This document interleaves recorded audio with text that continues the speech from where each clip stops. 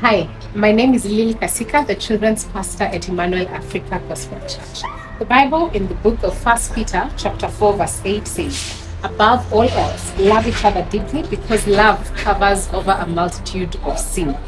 Again, in Colossians chapter 3 verse 14, the Bible says, and over all these virtues, put on love, which binds them all together in perfect unity. I have found, even as we've been talking about love this month, that we live in a world that craves love, but that thrives on hate. We thrive on seeing other people fail. In fact, we almost feel happy when something doesn't work out for somebody else. And we almost feel like, they deserve it, or, people feel good when something bad happens to somebody else. It's the same society, again, that sometimes will remember somebody negatively than positively. You think about it, it's easier to remember something wrong that somebody did than to remember something good that somebody did. And so if I were to simplify it, we thrive on fault finding. And if we look for faults in people, we will find them, because human beings are imperfect, If you're looking for something about me that is not perfect, you will find more than enough things. I'm too short, I'm too tall. Okay, I'm not too tall, but you find 1,000 things to complain about me.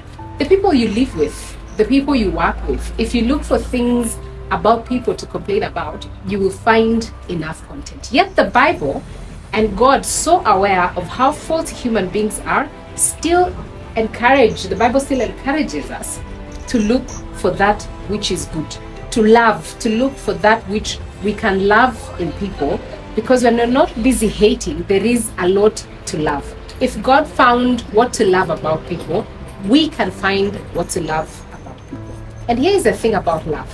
When you love somebody, and we know this because we have loved somebody, we have loved our parents, we have loved a boyfriend, we have loved a spouse. And when you love somebody, the natural tendency is to see the good in them. Even that which they do wrong, we tend to excuse, we tend to make up, he didn't mean it, or she didn't mean it. Yes, my mother said it, but it wasn't, that's what we make up in our minds what they meant, because we love them enough to fill up the space that is missing, that we could have found fault in.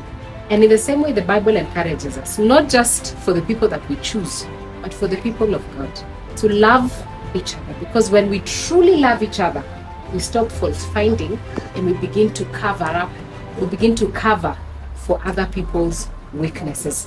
Now, let me just explain that covering for somebody, loving them enough to cover the multitude of their sin, does not mean ignoring.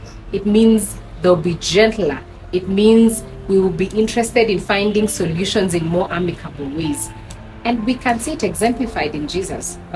When he found so many faults in us, he took the shame, he took the blame, he gave his life so that we could be set free.